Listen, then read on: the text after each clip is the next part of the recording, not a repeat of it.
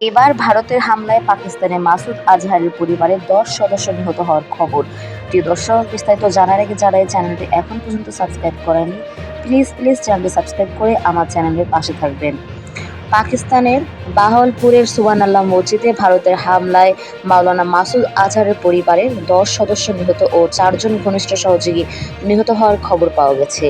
পাকিস্তান ভিত্তিক জয়শ-ই-মোহাম্মদের জেইম পক্ষ থেকে আজ বুধবার এক বিবৃতিতে এ খবর দেওয়া হয়।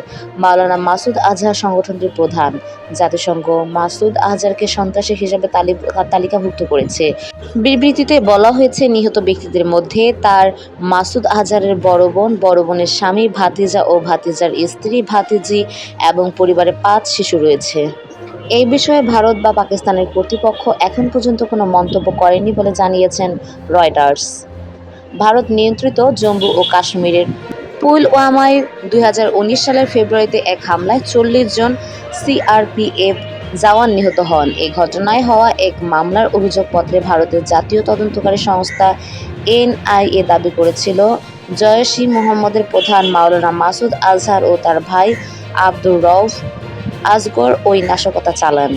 পুলওয়ামায় হামলার পরও ভারত ও পাকিস্তান যুদ্ধের দ্বারপ্রান্তে চলে গিয়েছিল।